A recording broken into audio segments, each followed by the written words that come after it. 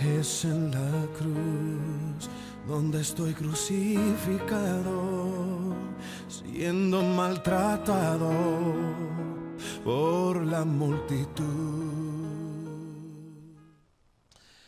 El problema del ayuno, capítulo 9, versos 14 al 17 del Evangelio según San Mateo. Bendito sea la misericordia de Dios. Ok, amado.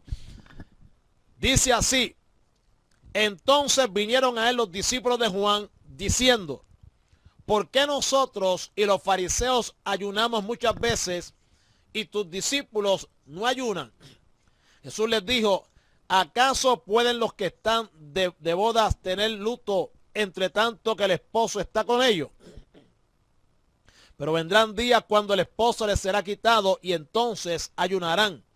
Nadie pone remiendo de paño nuevo en vestido viejo, porque está remiendo, tira el vestido y se hace peor la rotura.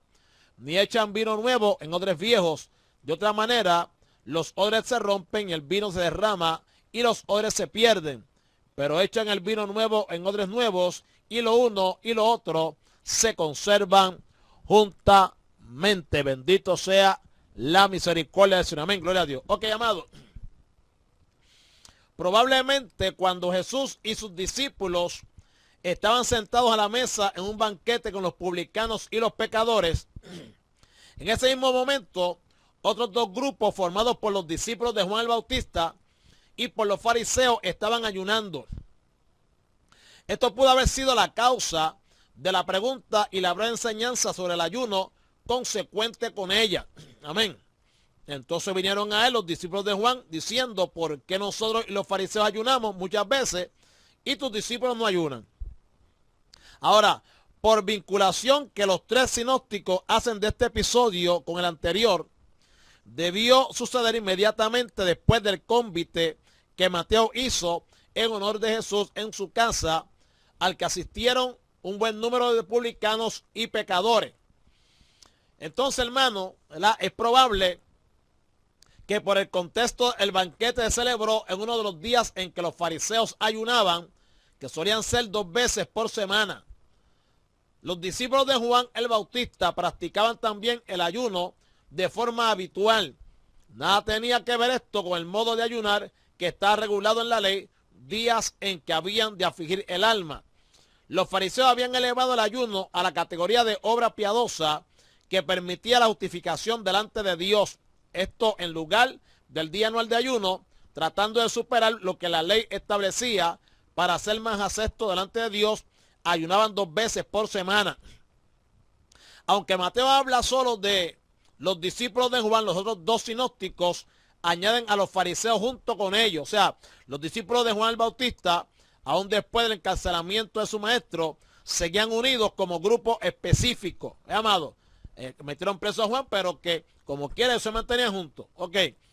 Ahora, es claro que Juan nunca tuvo en mente alentar y establecer un grupo de seguidores. El Bautista entendía, ¿verdad?, claramente que era necesario que él menguara y que Jesús creciera en sentido de presencia, ministerio y discípulos. Los dos, Jesús y Juan, aunque coincidían en muchos aspectos y su mensaje era el mismo del Evangelio del Reino de los Cielos, había notables diferencias personales que marcaban profundos contrastes, como era el aspecto de la comida. Los fariseos estaban siempre dispuestos a unirse con aquellos que marcaban alguna diferencia con Jesús y sus discípulos. Por lo tanto, el enemigo del reino de Dios está siempre dispuesto a hacer destacar las diferencias entre creyentes para sembrar discordia. La acusación contra Jesús fue presentada a los discípulos. La acusación contra los discípulos fue presentada a Jesús. Amado, la acusación contra Jesús fue presentada a los discípulos y la acusación contra los discípulos fue presentada a Jesús. Amén, amado. Por lo tanto, los dos grupos se adaptaban de la práctica del ayuno, como se aprecia en la acusación que formulan, en este caso, directamente a Jesús. Tus discípulos no ayunan. La práctica religiosa, amén, había saturado la vida de estas personas, llevándolos a enorgullecerse por los continuos ayunos que practicaban. Y es notable apreciar que Mateo pone en boca de quienes reprochaban a Jesús el hecho de ayunar muchas veces, o sea, literalmente ayunamos mucho, palabra que denota no solo el número de ocasiones en que lo practicaban, sino la minuciosidad con que lo hacían. O sea, aquellos dos grupos ayunaban muchas veces. En cambio, los discípulos de Jesús no lo hacían. Escuche bien, escuche bien. Amén. Tanto los discípulos de Juan como los fariseos ayunaban 2 veces, mientras los discípulos de Cristo no lo hacían.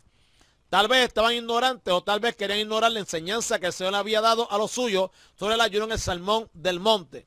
Mientras los hipócritas ayunaban y lo hacían manifiesto a muchos para ser alabados, el verdadero creyente debía hacerlo silenciosamente, esto es, delante de Dios y no de los hombres.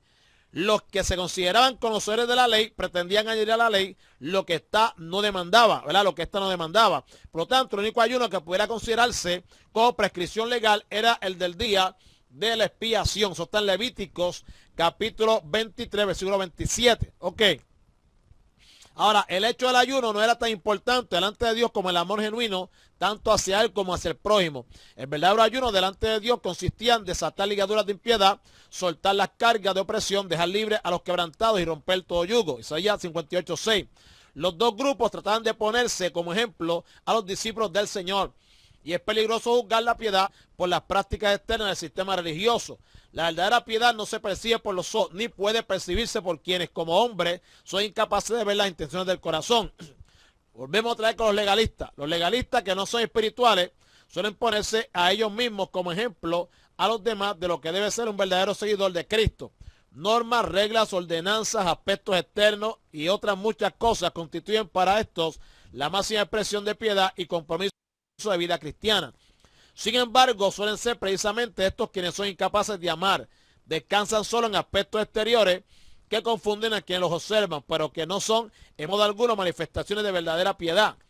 La queja presentada contra los discípulos de Jesús era realmente una queja contra Jesús mismo, como si dijesen, mira qué discípulos, por tanto, mira qué maestro. Amén. Así que con los creyentes que siguen verdaderamente a Jesús, su estilo de vida no concuerda con lo que muchos consideran como vida tipo del verdadero cristiano.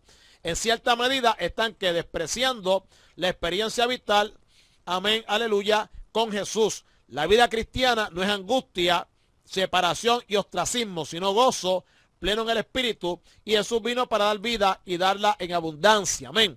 El verso 15 dice, Jesús les dijo, ¿acaso pueden los que están de bodas tener luto entre tanto que el esposo está con ellos? Pero vendrán días cuando el esposo les será quitado y entonces ayunarán. A su nombre sea la gloria. Amén. En nombre del Señor. Ok. El Señor respondió a la pregunta de los discípulos de Juan con 3 breves parábolas. La primera de ellas sustentada sobre una pregunta retórica que exigía una respuesta a quien se las dirigía. La primera presenta el ejemplo bien conocido de aquello sobre la alegría que había, ¿verdad?, en una celebración nupcial. Jesús habló, los amigos del novio, literalmente los hijos del tálamo nupcial, los invitados al banquete o posiblemente los amigos íntimos del esposo que acompañaban el cortejo nupcial con música y cánticos, acompañando al novio desde la casa donde estaba su esposa hasta el lugar donde se consumaba el matrimonio.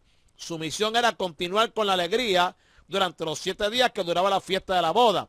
Comparativamente, el Señor respondía sobre la imposibilidad de entristecerse con el ayuno a quienes estaban con el esposo. O sea, los discípulos de Jesús se comparan en la parábola con los invitados a la boda, amén, los hijos de la cámara nupcial.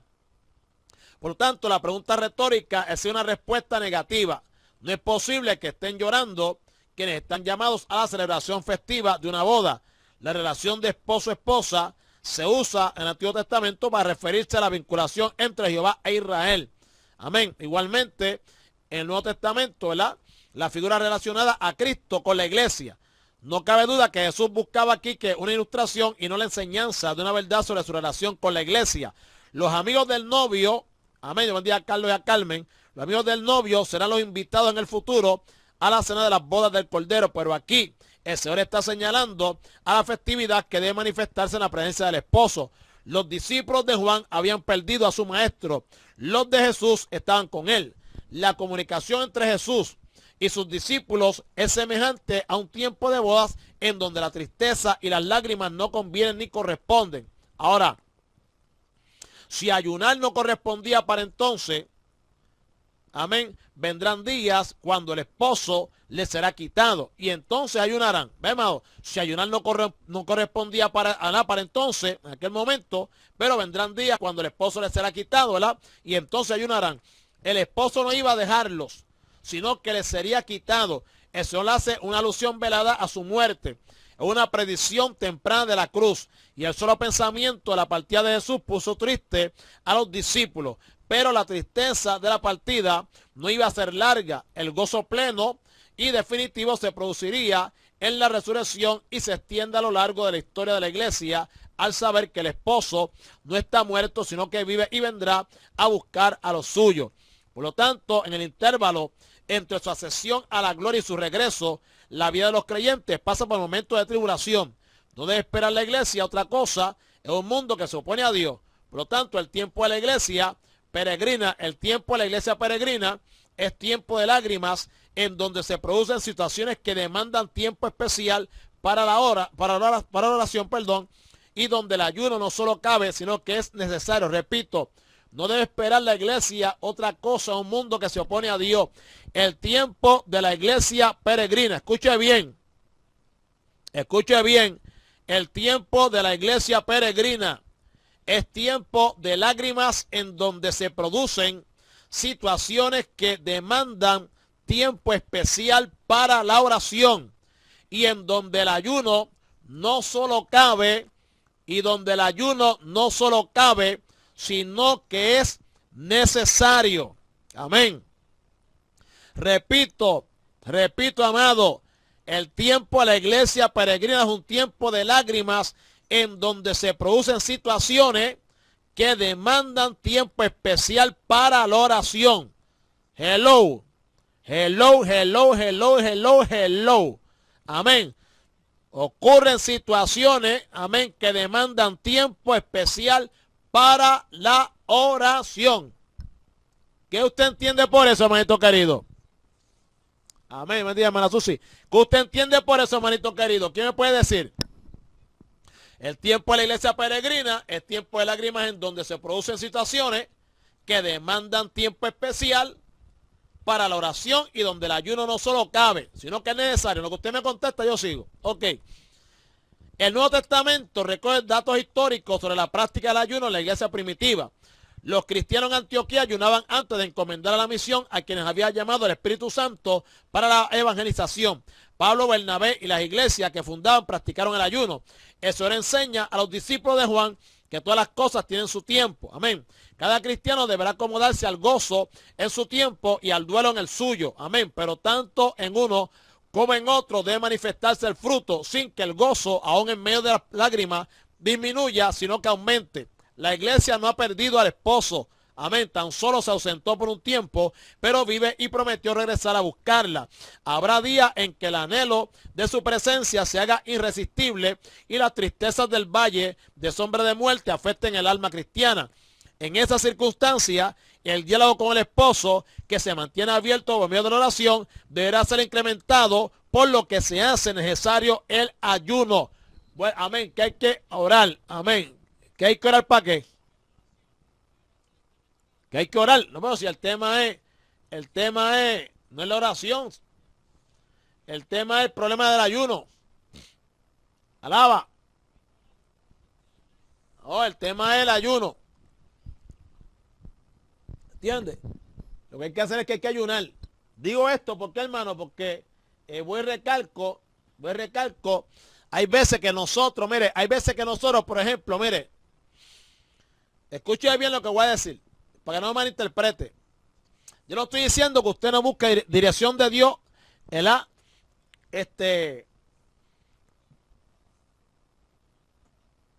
En ciertas cosas. ¿Por qué en ciertas cosas? Bueno, porque hay cosas que están en la palabra. Y me voy a ir, ¿verdad? Por la tangente. Yo tengo que pedirle dirección a Dios para robarle al vecino. Supone que eso yo no lo haga, eso está claro ahí. Los ladrones no entran. Amén. No, el ayuno es el ayuno, oración es oración. Ayuno es ayuno, oración es oración. Mire, el ayuno se usa para incrementar la oración, hermano. Es un arma poderosa de combate. Amén. Y usted lo que hace, cuando usted ayuna, usted lo que le pone más peso a su oración, más fuerza. Usted está enviando un mensaje, por así decirlo, aleluya, que usted tiene una necesidad, que Dios, si tiene, por así decirlo, si Dios tiene a 10 personas ahí, antes que usted está yendo a Dios, Señor, necesito que tú sueltes a estos siervos un momentito y me atiendas a mí. Amén. Fíjate, amado, en la oración usted lo que busca es la voluntad de Dios para ponerla por obra. Como enseñando Juan, usted lo que hace, repito, el Espíritu Santo dice. Ahí busca la voluntad de Dios, para ponerla por obra.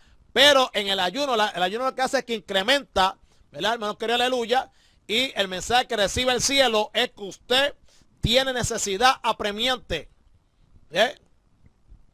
Fija, entonces, ahí es que está la situación. Digo esto porque aquí lo dice con claridad, que el tiempo de la iglesia peregrina, o sea, el tiempo de la iglesia peregrina es que la iglesia no es de aquí, está por un tiempo.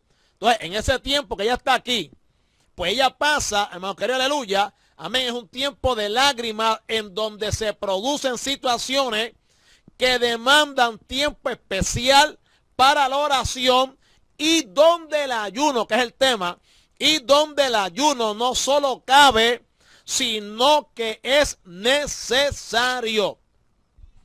Lo que quiero decir, amado, que es que a veces nosotros queremos ayunar, preguntarle a Dios si presento el ayuno o no, o esperar a que Dios nos mande a ayunar. Y hay veces que hay situaciones, hermano, que usted no tiene que esperar a que Dios lo mande a ayunar. Si Él lo dijo aquí, pero vendrán días cuando el esposo le será quitado y entonces ayunarán. Hermano,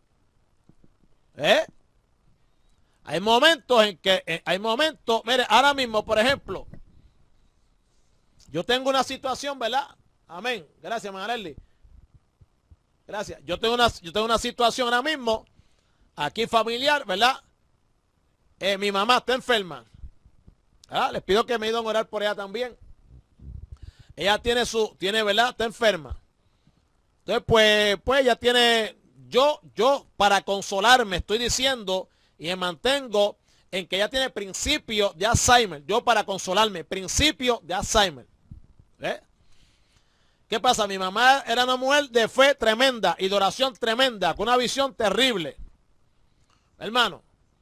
Entonces, pero ella siempre de madrugada, esa mujer eso era de rodillas. De noche era que lloraba. Me estaba todo durmiendo y llorando. Pero entonces ya tiene 90 años, cumple 91 ahora en mayo, si Dios permite. Entonces yo estoy viendo que poco a poco esa enfermedad, ¿verdad? Pues usted se come, va deteriorando. Y ayer creo que fue, pues le di una caminatita porque yo estoy un poquito preocupado por ella. En el sentido, ¿verdad? De que pues mi mamá y uno no quisiera, ¿verdad? Perderla. Al mismo tiempo, pues entiendo que estoy siendo un poco egoísta también. Porque pues son 90. Entonces yo, Señor, pero entonces estoy en 3 y 2 porque yo no quiero que te la lleve. Yo quiero que ella no vea muerte física ni espiritual. Que tú vengas y nos vayamos todos. ¿Ves? Yo perdí una hija, hermano, y eso duele. Y pues perder a la mamá también, pues para mí también sea otro golpe fuerte. No es que me vaya a derrumbar, ni me vaya a caer, ni me vaya a apartar, ni nada de esas cosas. Ni que vaya a dejar de creer en Dios, no es eso. Pero pues fuerte, hermano. Entonces, ¿qué pasa? El asunto está que yo, Señor, pero entonces me estaría en 3 y 2. Porque la puse a caminar un ratito y después como que casi no podía caminar. Yo, Dios mío, pues entonces será que ya la enfermedad está llegando a ese nivel. ¿Ve, hermano? Entonces yo, pero para estar postrada, entonces, pues mejor entonces, hagas de tu voluntad, mejor llévatela entonces. Pero entonces tampoco quiero que te la lleve. ¿Cuál es el asunto? Pues entonces sánala, o por lo menos yo sé que en su achaque, amén, en sus cositas por su edad, pues eso está bien. Pero trata por lo menos de tener el avance de esa enfermedad. Manténmela en que sea que ella pueda mantener sobre sus pies. Hermano. Entonces, ¿qué pasa? Yo estoy analizando, hermano, presentar un ayuno por eso. ¿Me sigue? O sea, yo no le digo a Dios, Señor, ¿qué tú crees? ¿Presento un ayuno te presento un ayuno a ti por eso? Ahí tú no. ¿Por qué? Porque eso es una situación, inclusive, aunque no es una situación mía, hello, aleluya, y eso lo hemos hablado aquí. Eso lo hemos hablado aquí. yo estoy intercediendo a Dios por ella. ¿Ve? A favor de ella, no por mí. O sea, a favor de ella. Obviamente, si Dios, ¿verdad? Pues opera el milagro, pues yo me siento contento. ¿Ve? Y ese es mi deseo. Pero que yo no quiero tampoco verla así. Hermano. Y me hacen a usted conoce una persona, amén, como es.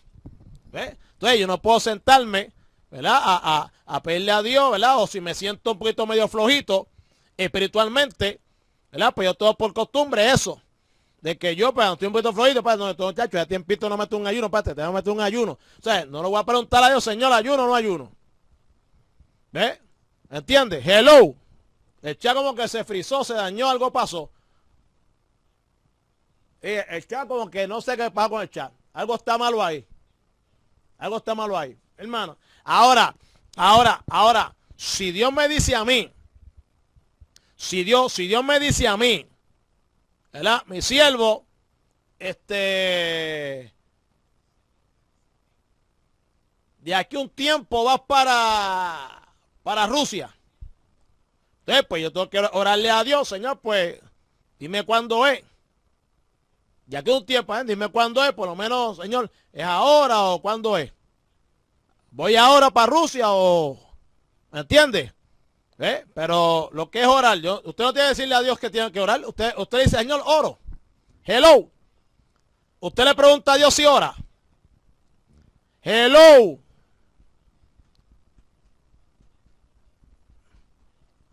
Hello, hermanito. Usted le pregunta a Dios, Señor, ¿oro o no oro? Alaba. ¿Por qué porque usted no se lo pregunta? ¿Por qué usted no se lo pregunta? Porque sabe que tiene que orar. Eso mismo pasa en el ayuno. Usted no tiene que preguntarle a Dios si ayuna o no. Usted sabe que tiene que ayunar. Eso lo dice ahí. O arranco la página. La arranco la página. Hermano. Exactamente. O arranco la página. Señor, no peco, no peco, no peco. Pues usted sabe que usted no puede pecar, lo dice ahí. Fíjate. Ahora, yo te dice a ti una cosa, por ejemplo, sierva, te quiero, mira, tengo un ministerio para ti, no sé, te quiero, tengo un llamado pastoral. Entonces tú tienes que esperar a ver que el Señor te vaya dando las señales, que yo te vaya hablando, tú entendiendo la voz de Dios y tienes que ir pidiendo dirección. Pues tú no te vas a meter a lo loco ahí. Pero hermano, utilizar las armas de nuestra milicia, usted no tiene que preguntar eso a Dios. ¿Ves? ¿Por qué? Porque hay situaciones, como mismo ahorita, repito, alaba que Él es bueno, amén. El tiempo que estamos viviendo ahora, un tiempo de lágrimas, en donde se producen situaciones que demandan tiempo especial. Mire cómo dice, tiempo especial para la oración. Entonces hay momentos especiales en que usted tiene que coger esa oración, doblarla, hello, y si es posible, incrementarla con el ayuno. Amén. Fíjate, amado. Digo, a menos que usted haga eso, y Dios, a menos que usted haga eso y le falla a Dios. Usted bendiga, Juan. Amén, amado. Fíjate. Aquellos discípulos, mira, una vez vieron unos hombres que estaban predicando el evangelio también, pero no andaban con Cristo y sus discípulos. Entonces, ¿qué le dijo Cristo? Los discípulos, bueno, maestro, ven acá. Eran aquellos predicando el evangelio también y no andan contigo. Pero están predicando allí, no andan con Cristo. Cristo los mandó, ellos metieron de presentado a predicar el evangelio. No, pero ¿qué pasó? Déjalo. Están predicando la gente, déjalo. ¿Entiendes? El que no es conmigo, desparrama. Pues están haciendo, si están predicando nosotros, fíjate, déjalo que prediquen, al contrario. Dale gloria a Dios por eso. Hermano. Igual que predicar, nosotros, tú tienes que predicar también. Ir por todo el mundo y predicar el evangelio, esa es la gran comisión. Pero yo te voy a pedirle a Dios si, ahora va una campaña, ya otra cosa. Fíjate, ya otra cosa. Fíjate, amado. Pero usted predica, reparte un tratado con su testimonio, usted predica cómo, usted predica una campaña, usted predica en la iglesia, usted predica de diferentes maneras. Cuando visita a una persona al hospital, cuando usted está allá esperando en la fila allá o sentado en la silla en el exercise, una persona vino, cogió y trajo un tema, usted ahí le predicó. No es que usted coge un micrófono y se vaya, ¿verdad? No, porque hay gente que dice, ay, yo no predico. Bueno, pues si no predica, está diciendo que tú ni repartes un tratado, no le hablas a nadie, nada. Alaba, que él es bueno. ¿Ves? Y hay gente que ellos mismos ¿cómo se llama? Se hacen poca cosa ellos mismos. ¿Ves? Es verdad que somos siempre inútiles, pero hermano, Dios nos mandó una encomienda. ¿Ves? Y usted no tiene voluntariado, usted se va a predicar, porque para eso lo llamaron. Alaba. No es para estar jugando bolita y hoyo, ni baloncesto allí en el parking de la iglesia, en el canasto, no, hermano. Amén. Por lo tanto, su nombre sea la gloria, ¿verdad? La iglesia, repito, no ha perdido al esposo, tan solo se ausentó por un tiempo, pero vive y prometió regresar a buscarla. Y habrá días en que el anhelo de su presencia se haga irresistible y las tristezas del valle de sombra de muerte afecten el alma cristiana. En esa circunstancia, el diálogo con el esposo, que se mantiene abierto por medio de la oración, deberá ser incrementado. Deberá ser incrementado, por lo que se hace necesario el ayuno. Amén. Gloria a Dios. El 16 dice, nadie pone remiendo de paño nuevo en vestido viejo, porque tal remedio tirará del vestido y se hace peor la rotura. Jesús refuerza la enseñanza sobre la inconsecuencia que sería el ayuno de sus discípulos mientras estaba él con ellos, contrastando también el sistema religioso farisaico que pretende superar los preceptos establecidos en la ley con el del gozo y la libertad que Cristo ofrece. Les habla de lo absurdo, amén, aleluya, de sobreponer remiendo de paño burdo sobre un vestido viejo. El sentido fundamental de esta segunda parábola es el mismo que el de la anterior. O sea, el nuevo espíritu de la enseñanza que Jesús da a sus discípulos es incompatible con el de los fariseos que pretenden encerrar bajo prescripciones rígidas, limitando la libertad a quien Dios desea hacer libres y gozosos. Es por tanto inútil e incluso perjudicial pretender adaptar un sistema al otro. La ilustración se establece sobre una rotura producida en un vestido ya usado, que se repara con una tela que no ha sido lavada. Las consecuencias son lógicas. Amén. Al nombre sea la gloria. Dice, amén, cuando se lave el vestido y la nueva tela encoja, rasgará el paño viejo en el entorno de las costuras, produciendo un desgarro mayor que el que había antes. El remiendo con que se procuraba reparar la rotura produce una aún mayor. Así también la nueva enseñanza de Cristo es absolutamente incompatible con las prácticas y enseñanzas de los fariseos. Bendito sea la misericordia de Dios. Ok, amado. El 17 dice, ni se echa vino nuevo en odres viejos. De otra manera, los odres se rompen y el vino se derrama y los odres se pierden.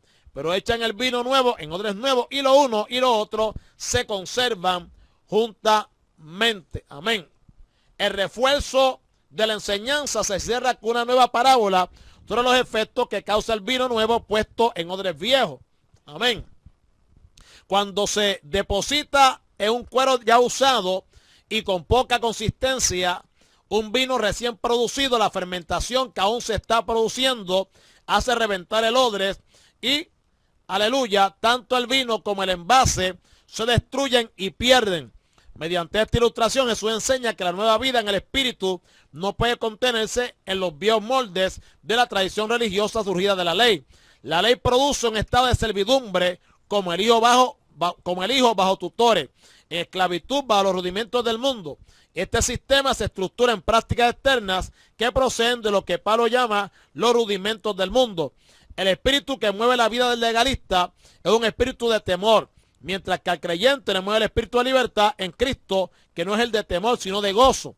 Acuérdate, amado, que el gozo en el Señor, amén, no es chichichija, no es carcajada, Amén. No es que el Espíritu Santo te hace cosquillas y tú te ríes, no, hermano. El gozo, ¿verdad, hermanos queridos? Aleluya, significa esa capacidad que nos da a nosotros. ¿Para qué? Para que nosotros podamos, amén, aleluya, sobreponernos a las pruebas, tribulaciones, persecución, todo lo que conlleva, hermanos queridos, aleluya, amén, en nuestro peregrinar en este mundo que obviamente sabemos que es antagónico contra Dios y con todo aquello, ¿verdad? Aleluya, que se identifica con Dios, incluyéndonos a nosotros, ¿verdad? Los cristianos, amén. Por eso dice la Escritura, ¿verdad? Que el gozo del Señor es nuestra fortaleza. Bendito Jesucristo, amén. A su nombre sea la gloria. Gloria a Dios. Y entonces la fortaleza, hermanos queridos, ¿verdad? Es para uno seguir batallando. Amén. Bendito Jesucristo. Por lo tanto, ese Señor no está contrastando con la enseñanza parabólica, una pretendida salvación por obra simbolizada en los odres viejos y una salvación por gracia simbolizada en el vino nuevo. Lo que está contrastando es una vida de salvación que Cristo ofrece, que no se puede constreñir a los ayunos y tristezas propias del leganismo, sino que se manifiesta en el gozo exultante de la libertad gloriosa de los hijos de Dios. Como escribe Hendrickson, el vino nuevo del rescate y de las riquezas para todos los que quieran aceptar estas bendiciones, aún para publicanos y pecadores, debe ser puesto en los odres nuevos de la gratitud, la libertad y el servicio espontáneo a la gloria de Dios. Es una tendencia actual que pretende hacer compatible el judaísmo y el cristianismo. Se esfuerzan estos en hacer pensar que las fiestas solemnes establecidas en la ley deben sustituir a cualquier otra festividad que proponga la iglesia y que fechas tan especiales como, oiga esto, y vuelvo y le digo, cada vez que veo una cosa que no es, hermano, lamentablemente tengo que corregirla porque yo no vengo aquí a confundir a nadie. Oiga esto, hello. Por eso es que le digo, hermanito, no tiene que chequear bien. Aquí a mí, ¿verdad? Pues en los romanos se escribió bien, pero Mateo como que alaba. Mire esto. Hay una tendencia actual que pretenden hacer compatible el judaísmo y el cristianismo. Se esfuerzan estos en hacer pensar que las fiestas solemnes establecidas en la ley deben sustituir a cualquier otra festividad que proponga la iglesia, oiga esto, y que fechas tan especiales como Navidad, que recuerdan el nacimiento del Redentor, hello, son poco menos que paganas, por lo que deben dejar de ser consideradas por el creyente para volver a las establecidas en la ley. Todas estas tendencias suponen una introducción de moldes opresivos que restringen la libertad en Cristo. Alaba. Oye, no en balde este libro no llegaba.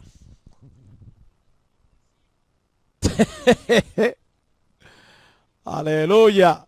Ve, hermano, para eso hay que orar. Para eso hay que orar. Y para eso yo no oré porque, sí, hermano, ustedes que la Navidad no es de Dios. Eso no es de Dios. Sí, pasa que yo no oré. Para esto y con pero para ayuno no, para esto sí. Señor, ¿qué les doy ahora? Señor, ¿qué? Pues yo siempre he hecho. Como yo siempre he hecho. ¿Te fíjate, amado? Y esto usted lo va a encontrar en todos los libros. Esta cosita así, las va a encontrar en todos los libros. Mire, si usted supiera las cosas que yo paso por encima, y lo va a encontrar también en comentarios que hacen la Biblia. Por ejemplo, la Biblia Vida Plena, hermano, en muchos comentarios que tiene, son unos comentarios totalmente fuera. Hello. Y eso pues yo no los doy. Están fuera. Alaba que Él es bueno. Alaba que Él es buenísimo. Entonces, cuando nos encontramos con una cosa como esta, aclaramos. Amén. Para mantenernos en lo que Dios ha establecido. Navidad es de Dios, punto, y se acabó. Amén. Por lo tanto, todas esas tendencias suponen una introducción de moldes opresivos. Mire eso, moldes opresivos que restringen la libertad en Cristo. El evangelio de la iglesia, de la gracia y la vida cristiana victoriosa, gozosa y esperanzadora no caben en los viejos moldes del judaísmo. Pretender introducirla en ellos es reventar el sistema y deteriorarlo todo. Pretender un sistema legalista de formas y normas es anular la cruz de Cristo. Hermano, el creyente ha sido sacado de la esclavitud para ser verdaderamente libre en Cristo. Amén. A su nombre sea la gloria. Aleluya. De ahí que Pablo alce la voz para decir: está pues firmes en la libertad con que Cristo os hizo libre, y no estéis otra vez sujetos al yugo de la esclavitud. Amén. Ahora, escuche esto. Es necesario recuperar la realidad de la vida gozosa y libre, que es el resultado de no temer a la condenación que ha sido extinguida en Cristo y por él para todo el que cree. Esto no significa en modo alguno que el creyente libre no tenga que ser santo. Ahora estamos hablando, ¿ves? La santidad y la libertad son elementos comunes de la nueva vida en Cristo. Amén. Gloria al nombre de Jesús de Nazaret. Gloria a Dios. Amén, amado. Ok. Vamos ahora, rapidito, a la autoridad del rey. Autoridad sobre la muerte. Mientras él le decía estas cosas, vino un hombre principal y se postró ante él diciendo: mi hija acaba de morir, mas ven y pon tu mano sobre ella y vivirá. Mateo tiene interés en mostrar la grandeza del rey. Antes detalló su capacidad para perdonar y ahora su omnipotente poder. De nuevo, la cronología de los acontecimientos no es de interés para el agiógrafo. La acción con que lo hace, Mateo es menor que los otros dos. El propósito en este caso es un relato breve, concreto, que sea suficiente para poner de manifiesto el poder divino que Jesús podía ejercer sobre la muerte y la enfermedad. Mateo agrupó estos relatos para manifestar a los lectores del Evangelio la realidad de la autoridad omnipotente del Rey. Y según Marcos y Lucas, el acontecimiento se produjo cuando Cristo volvió de la tierra de los Gadarenos, donde había liberado al endemoniado, y desembarcó en la ribera occidental del lago, donde las multitudes le esperaban. Ninguno de los tres relatos indican el lugar preciso donde se produjeron los dos milagros. Sin embargo, el hecho de que quien acudió a Jesús era un principal, un líder, según Marcos y Lucas, era uno de los principales de la sinagoga. Puede suponerse entonces, era con toda probabilidad, que se trataba de una de las poblaciones importantes del sector occidental del mar de Galilea, posiblemente Capernaum. Amén. Su nombre sea la gloria. La sinagoga se gobernaba por medio de una junta de ancianos, presidida por el principal, que coordinaba las labores de los ancianos y velaba por el buen orden en ella. Es seguro que Jairo conocía a Jesús y había oído, incluso presenciado, algunos de los milagros que había hecho. Conforme a los otros dos relatos, el nombre de este líder de la sinagoga era Jairo. El hombre estaba en una grave situación familiar. Según los otros dos sinópticos, su hija, una niña de 12 años, estaba gravemente enferma. Parece como si hubiese alguna contradicción entre los tres relatos. Sin embargo, se complementan unos a otros. Cuando Jairo vio a Jesús, su hija, amén, cuando Jairo vino a Jesús, su hija estaba gravemente enferma y a punto de morir. Entre tanto que iba a la casa donde estaba la enferma, se produjeron los incidentes de la sanidad de la hemorroisa, lo que detuvo la marcha de Jesús. De alguna manera avisaron a Jairo que se había producido el fallecimiento, por lo que éste hizo que recordase a Jesús no ya la gravedad, sino la muerte de la niña. Amén. Mi hija ha muerto. Jairo actúa con una expresión de alto respeto por Jesús. Amén. ¿Cómo? Postrándose delante de él. Y no cabe entender aquí un mero y respetuoso saludo, sino la acción de un hombre que se arrodilla implorante ante quien solo puede concederle una gracia sobrenatural, como era devolverle la vida a su hija muerta. Lo que estaba haciendo Jairo ante Cristo era un acto de adoración, y la petición de Jairo evidencia la profunda fe que aquel hombre tenía en Jesús. Amén. Pon tu mano sobre ella y vivirá. A pesar de que los fariseos solían decirle a la gente que ninguno de los líderes habían creído en Jesús, aquí hay uno que creía.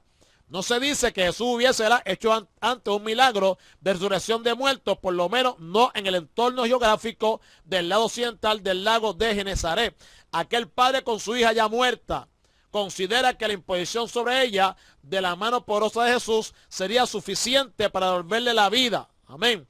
Tal cosa superaba en todos los poderes de un hombre, por grande que fuese. Sin embargo, Jesús es el autor y dador de la vida. Cristo tiene vida en sí mismo y la da. Y esto Él la comunica a quien Él quiere, tanto en el plano espiritual como también en el natural. Algunos consideran que Jairo hizo la petición porque creía que su hija no había muerto aún, sino que estaba ya prácticamente muerta. Pero el relato histórico y las palabras inspiradas del pasaje enseñan todo lo contrario. Era un padre que creía que Jesús podía resucitar a su hija. El verso 19 dice, y se levantó Jesús y le siguió con sus discípulos. Amén. El Señor le accedió al ruego del principal de la sinagoga. Amén, aleluya. Y le siguió. Amén. Bendito sea el nombre de Jesucristo. Aquel que había dicho a los discípulos, venid en pos de mí, sigue ahora a un hombre al impulso de su gracia, compadeciéndose de su necesidad. Amén. Como siempre, con él acompañándole en el camino iban también sus discípulos. Amén, amado. Ok, el versículo 20 dice, y aquí una mujer enferma de flujo de sangre desde hacía 12 años se le acercó por detrás y tocó el borde de su manto. Cuando iba pan de Jairo, se encontró con esta otra situación. En el camino hacia la casa de Jairo, se produce el incidente con la mujer enferma. Es una de las muchas interrupciones que se producían a menudo en el ministerio de Jesús. El caso de aquella mujer era lamentable, una enfermedad de flujo de sangre, la tenía enferma desde hacía 12 años. Escuetamente se lee hemorroisa, 12 años, o sea, una hemorragia de sangre, ¿verdad? 12 años. Mateo de entender la angustia en que se encontraba, complementándolo con los relatos de los otros sinópticos. Aquella enferma había consumido todo cuanto tenían médicos que no fueron capaces de sanar su dolencia. Lucas, que en su condición de médico hace predicciones técnicas, dice que el flujo de sangre era continuo. Amén. Ahora, en su situación irreversible y desesperada, manifiesta una profunda fe en Jesús y su poder para sanar enfermedades. No cabe duda que su fortaleza física estaría muy mermada con la pérdida continua de sangre. Y Lucas afirma que no podía ser sanada por la medicina de entonces. Ningún médico podía librarla de su enfermedad. Además del problema físico, tenía un problema moral. Amén. El flujo de sangre la dejaba ceremonialmente inmunda, lo que afectaba de igual modo a cualquiera que la tocase. Amén. ¿Te acuerdan del leproso? Ahora, escucha bien ahora. Tal vez sea esa una de las causas por las que no tocó directamente a Jesús, ni se atrevió a hacerlo de frente, porque acaso alguno conociera su condición. Abriéndose paso como pudo en medio de la multitud, acercó, amén, por detrás a Cristo y extendiendo su mano sostenida por fe, aleluya, es que para siempre, ¿qué hizo? Tocó el borde de su manto con toda seguridad alguna, aleluya, ¿verdad? Alguna borla que colgaba de la vestidura externa de Jesús, como se descubre por la palabra que Lucas utiliza en su evangelio. El versículo 21 dice, porque decía dentro de sí, si tocare solamente su manto, seré salva. La fe de la mujer enferma era sólida. Amén. Consistía solo en la plena confianza en el poder de Jesús. Es una fe escondida, no revelada a nadie, sino conservada en la intimidad. La mujer dialogaba consigo misma, afirmándose que, amén, podía ser sanada simplemente con tocar el manto del Señor. La agitación en que se encontraba no le permitía hablar a Jesús en público sobre su enfermedad, y para ella tocar el manto del Señor era como tocar al Señor mismo. Y es posible que su fe consistente no fuera lo suficientemente capaz como para entender que Cristo se daría cuenta de lo ocurrido cuando se efectuara la sanidad. El versículo 22 dice, pero Jesús, volviéndose y mirándola, dijo, ten ánimo, hija, tu fe te ha salvado. Y la mujer fue salvada desde aquella hora. Amén. Fíjese, ella tiene la fe de ella, ¿verdad? Ella está, o sea, tiene la fe, como dice ahí, es una fe escondida, no revelada a nadie, ¿ve? Sino conservada en la intimidad, hermano. Entonces, cualquiera puede ver eso y entender que, bueno, la mujer está, no se atreve a divulgar la fe en Cristo, la fe que, la fe tú tienes que manifestarla, tú tienes que, que la gente sepa que tú crees en Dios, ¿ve, hermano? Pero fíjese la situación.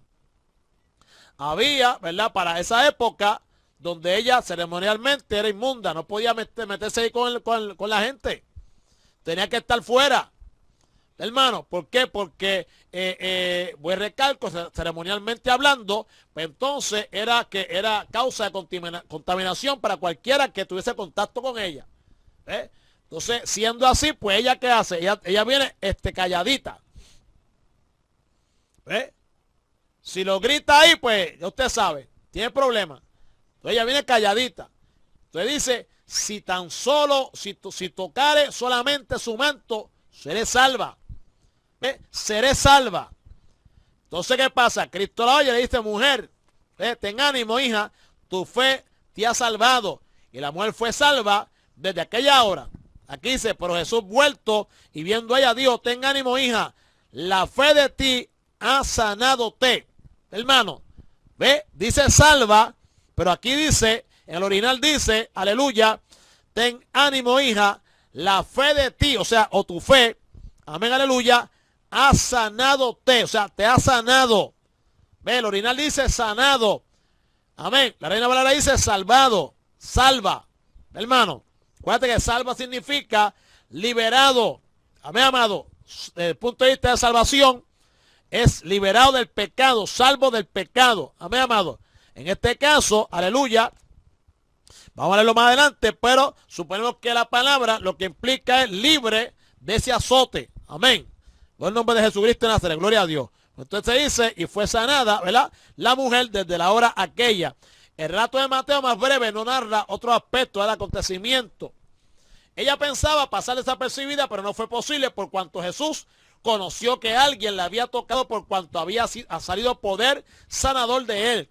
Con una pregunta que dejó asombrado a los discípulos, inquirió sobre quién le había tocado su vestido. Amén, amado. La multitud siempre cercana estrujaba literalmente a Cristo. ¿Cómo es posible que preguntase sobre quién le tocaba si todos lo estaban haciendo? ¿Ve? ¿Entiende? Había una multitud alrededor de él, están tropezando con él, etcétera, etcétera. Y entonces pregúntala, aleluya, que quién lo había tocado. Señor la gloria. Por lo tanto, amado, ¿verdad? Nuevamente el relato bíblico presenta a Jesús como Dios sanador. No era un mero instrumento que ejecutaba la voluntad de Dios en el poder del Espíritu. No.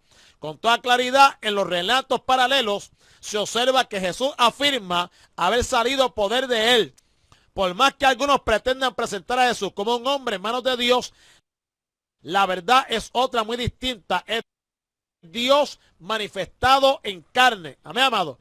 La fe oculta de la mujer queda puesta delante de todos como un instrumento eficaz para alcanzar las bendiciones de Dios. Y aquella que al verse descubierta no tiene más remedio que identificarse delante del Señor, no recibe ninguna reprensión por su acción oculta, sino todo lo contrario.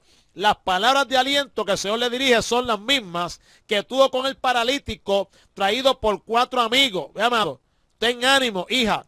Junto con el aliento, el reconocimiento de su fe que al depositarla en el Salvador y Sanador había alcanzado lo que ella confiadamente esperaba recibir, la sanidad de su mal.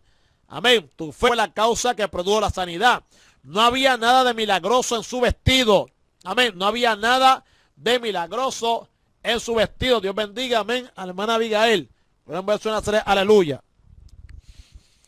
Amén. Por lo tanto, si no en su persona, la enferma alcanzó la sanidad cuando depositó la fe en Cristo.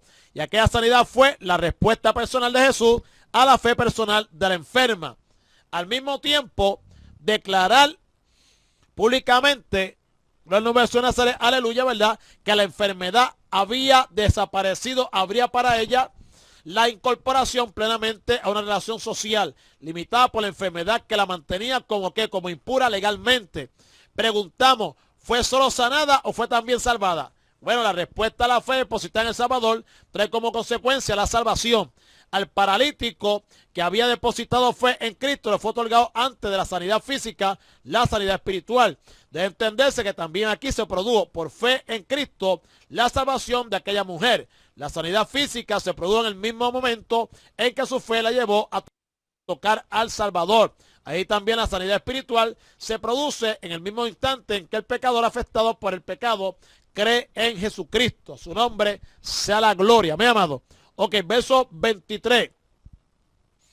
Al entrar Jesús en la casa del principal, viendo a los que tocaban flauta y a la gente que hacía alboroto, les dijo, el 24, apartaos porque la niña no está muerta, sino duerme, y se burlaban de él.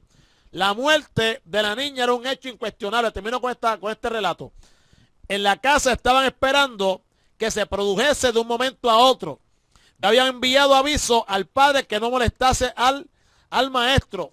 Amén. Hermana Abigail, estamos en Mateo capítulo 9, versículos 23 y 24. Amén. Nombre de Jesús. Mateo 9, 23 y 24. Por lo tanto, las costumbres propias de aquellos tiempos, cuando se producía una defunción, habían comenzado. Los flautistas que se encontraban para esa ocasión habían comenzado a tocar las melodías propias y a entonar los cánticos lúgubres habituales. Probablemente habían acudido también las plañideras, mujeres que se contrataban para llorar y lamentar en los entierros, que lanzaban agudos y prolongados gemidos. Fíjese, hermano, y entre yo hablo de esto, ¿verdad? Me viene a la mente, ¿verdad? Un mensaje por ahí, porque tomando, ¿verdad? a la niña como tipo de la iglesia. Y entonces, así, ¿verdad? Pues el grupo, la congregación, pues está, ¿verdad? Están tocando, son los flautistas que se contrataban para la ocasión, que habían comenzado a tocar las melodías propias y entonar los cánticos lúgubres habituales. Ya, se muere alguien, pues entonces hay música. Se muere alguien, ¿verdad? Pues, son dice aquí, que hay que para sí, amén, gloria al nombre de Jesús, ¿verdad? Habían comenzado, ¿verdad? Como este tipo de fiesta, por así decirlo, amado. Entonces, ¿qué pasa? Dice que también, ¿verdad? Habían lloronas allí, gente los contrataban para llorar, mujeres que se encontraban, ¿verdad? Para llorar y lamentar los entierros, que lanzaban agudos y prolongados gemidos. Entonces, lo que Jesús encontró era una verdadera confusión en la casa de Jairo, con toda una multitud que hacía alboroto. Es lo que la muerte suele producir cuando llega a una casa, ¿ve, amado? ¿Ve? Cuando hay muerte en una casa, en este caso, cuando hay muerte, amén, en una congregación, que para sí, amado, pues entonces lo que hay es una confusión, ¿verdad? Y una multitud que hace alboroto, amén. Te ve la batería a las millas, bum, bam, bum, blam, bum, blam, bum, blam. Usted lo que entiende es un reguero terrible, amado. Entonces, pues, no se sabe lo que está pasando allá adentro. Usted entra y sale loco, alaba. Espera buscar de Dios, que Dios lo bendiga. Su nombre sea la gloria, y sale confundido. Salió igual o peor. Amén, amado. Por eso es cuando, ¿verdad? Cuando eso es lo que ocurre, ¿verdad? Cuando hay muerte. Dado que los entierros se celebraban generalmente muy próximos al fallecimiento, la gente vecina y amigos de la familia también habrían comenzado a llegar a la casa. Un espectáculo propio de gentes que no tienen esperanza, ¿ve, amado? La religión, que no puede dar esperanza por sí misma, administra los elementos que narcoticen la pena y mitiguen aparentemente el dolor. Ve, amado, no era dolor natural y silencioso, sino el espectáculo degradante de un ritual carente de esperanza. Ve, hermano, y así mismo es que están los cultos hoy en día. Se han convertido en eso, hermanos queridos, amén. Es un espectáculo degradante de un ritual que está carente de esperanza. Hello. Voy a recalcar, usted está tratando de buscar a Dios para afirmarse en sus caminos, amados, que Dios lo establezca y lo afirme en sus caminos, y lamentablemente, hermanos queridos, no tiene esperanza alguna.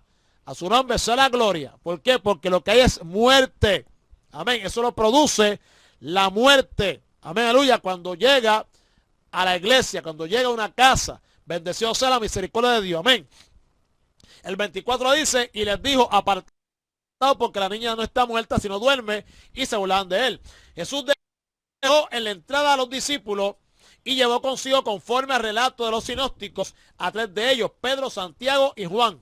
Entrando en la casa, atajó todo aquel alboroto que se había producido, mandando retirarse a la gente que se habían agolpado allí. Las palabras de Jesús están recogidas en forma imperativa. No se trataba de un ruego, sino de un mandato del Señor. Amén. Marchaos, porque no murió la muchacha, sino que duerme. Nadie debía hacer lamento por quien, aunque realmente estaba muerta, no iba a permanecer así. Amén. Las palabras de Jesús no significaban que la niña estaba solo aparentemente muerta, sino que lo estaba realmente, pero iba a volver a la vida como si se despertase de un sueño. Semejantes palabras fueron usadas por Jesús para referirse a la muerte temporal de Lázaro. El sueño de una persona es como una muerte breve y la muerte es como un largo sueño. Así se considera la muerte de un justo como un sueño en el cristiano propio de quien duerme en el Señor. Ahora, aunque la vida de los creyentes es de alta estima para Dios, no lo es menos su muerte. La muerte de un creyente no supone un término definitivo a toda esperanza, sino el disfrute de una posesión, ya que incluso la muerte del cristiano, alaba, hello, mediante la muerte el santo descansa de sus trabajos. Es absurdo el pensamiento de que se ha perdido para el creyente aquel hermano suyo que ha dormido en Cristo. No hay posibilidad de que hayan perecido, simplemente han precedido a sus hermanos en espera de la reunión eterna con Jesús. Amén. Ahora, ¿qué hace Mateo? Mateo cierra el texto con una nota negativa. La gente ante la afirmación del Señor se burlaban de él. No eran corazones dispuestos a la fe, sino rebeldes a la realidad de quien era Jesús. Es muy natural que el incrédulo se burle de las palabras del Señor, no importa cuáles sean. Aquellas palabras, ¿verdad?, contenían una enseñanza espiritual y solo podían ser entendidas espiritualmente. Amén. A su nombre sea la gloria. Ok, el verso 25 dice, pero cuando la gente había sido echada afuera, entró y tomó de la mano a la niña y ella se levantó. La obra milagrosa del Señor no era un espectáculo, amén, para presenciar las multitudes, sino la respuesta a la fe personal del padre de la niña muerta. Aquellos que se habían burlado de las palabras del Señor no eran aptos para ver las obras del Señor. Los que hacían tumulto fueron que puestos fuera de la casa. Solo fue entonces cuando Cristo accedió al lugar donde estaba la niña muerta. Con él solo los tres apóstoles, junto con los padres de la niña. La acción de Jesús consistió simplemente, amén, en tomar a la niña muerta de la mano. El verbo, amén, el verbo krateo que Mateo usa expresa la idea de sujetarla o tomarla por la mano. Amén. El padre de la niña había pedido al Señor que pusiera su mano sobre ella. El Señor hace algo más efectivo, la toma de la mano, mientras según Marcos ordenaba a la niña retornar a la vida. Inmediatamente se probó el milagro. Fue levantada la muchacha, hello. Ahora, en contacto con la mano que comunica vida, la vida que había cesado regresar nuevamente para animar a aquel cuerpo muerto. Jesús se manifestaba como dueño absoluto de la vida. Ningún defecto quedaba de la enfermedad que la había llevado a la muerte. El Señor solo ordenó a los padres que, como era normal en una niña que despertaba de un sueño, se le diera de comer. La resurrección espiritual de un pecador muerto en pecados se produce solo por la unión vital con Cristo, y solo cuando el muerto entra en contacto personal con la vida misma viene a la experiencia de una resurrección espiritual. El apóstol Pablo enseña que el nuevo nacimiento es una verdadera resurrección espiritual y que tiene lugar cuando el Espíritu Santo une al perdido con el Salvador. Al unir con Cristo se pasa de muerte a vida. La misma verdad expresada en la enseñanza del apóstol Pedro cuando dice que las piedras muertas, que son los pecadores antes de creer, reciben vida al entrar en contacto con la piedra que tiene vida en sí misma, es decir, al allegarse a ella, solo en el contacto íntimo con el Salvador sostiene vida eterna. Y termino ahora. Y se difundió la fama de esto por toda aquella ciudad o aquella tierra. Jesús había dicho a los padres de la niña que no extendiesen la noticia del milagro. Sin embargo, no podían detenerse a aquella noticia del prodigio operado por Jesús, de manera que se difundió la fama de esto por toda aquella tierra. Es interesante la forma literal que aparece en el texto griego. Salió la fama esta a toda la tierra. Salió la fama esta a toda la tierra, aquella. O sea, es la única resurrección de muertos que recoge Mateo en su evangelio. No había lugar donde no se comentase la resurrección de la niña del principal de la sinagoga. La fama de Jesús se extendía cada vez más. No es de extrañarse que los líderes religiosos y políticos de la nación estuvieran seriamente preocupados por eso. En la misma medida que aumentaba la fama del Señor, ahí también disminuía la de ellos. El poder de la religión había dado paso al poder de la vida, y no eran palabras ni ritos, eran obras de omnipotencia que salían de la autoridad de Jesús de Nazaret. Bendito sea la misericordia del Señor. Amén. Gloria a Dios. Aleluya. Amén, amado. Vámonos hasta aquí, hermanos queridos. Aleluya. Para si entonces pasar allá en los micrófonos a nuestro hermano Juan Cristo Jesucristo, amén. Y mañana, si Dios permite, estaremos hablando de la autoridad sobre la oscuridad. Pasando Jesús de allí, le siguieron dos ciegos dando voces y diciendo, ten misericordia de nosotros, hijo de David. Y llegado a la casa, vieron a él los ciegos y Jesús les dijo, ¿creéis que puedo hacer esto? Ellos dijeron, sí, Señor. Amén. Entonces les tocó los ojos diciendo, conforme a vuestra fe, os sea hecho. Y los ojos de ellos fueron abiertos y Jesús les encargó rigurosamente diciendo, mirad que nadie lo sepa. Oiga, hermano, algo que he notado, amado, ¿verdad? Es que Jesús siempre hace un milagro, mirad que nadie lo sepa. Mira, no se lo diga a nadie. Es que Cristo era tremendo, hermano. No se lo diga a nadie, que nadie lo sepa, ¿verdad? Y eso hay que estudiarlo, a ver por qué, ¿verdad? Además de la humildad del maestro, hay que estudiarlo, ¿verdad? ¿Por qué, hermanos queridos? A su nombre será. Así que, amado, en esta noche, ¿verdad? Pues Dios te bendiga mucho, Dios te guarde. Bendice el nombre de Jesús de Nazaret, aleluya, esperando, ¿verdad? Que una vez más esta palabra haya sido de bendición en nuestras vidas. Vamos a orar para entonces ser despedido, amén, y pasar allá los micrófonos a Filadelfia, nuestro hermano Juan, y amén, en el nombre de Jesús. Padre nuestro, está en los cielos, te damos gracias, una vez más, Señor, tú eres maravilloso, tú eres lindo, eres bueno, Dios. Gracias por tu amor, gracias por tu palabra. Gracias, Señor amado, aleluya, porque una vez más tú muestras tu gracia y tu bondad para con nosotros, Señor. Rogamos que en este momento, Dios mío, tú continúes bendiciendo con toda clase de bendición espiritual de lo alto a tu pueblo, Señor. Usted, nuestro hermano Juan, Dios del cielo, Padre Santo, fue especial y poderosa. Glorifícate grandemente, Señor amado Dios. Y damos gracias por este pueblo que está presente y por aquellos, Padre amado, aleluya. Amén, que han de estar, Señor amado, en los próximos minutos, Rey del cielo. Toda la gloria y la honra damos a ti, Señor. Recibe la Padre, en el nombre de Jesús. Amén, Señor, amén. Gloria a Dios, aleluya. Mi amado, bendito Jesucristo. Dios me bendiga mucho. Dios le guarde. Será hasta mañana, ¿verdad? A la misma hora, 8 de la noche, si Dios lo permite. Por lo demás, hermanos queridos, aleluya. Dios te bendiga. Para adelante, hermanos queridos, aleluya. Y buenas noches en el Señor. Bendito sea el nombre de Jesús. Aleluya.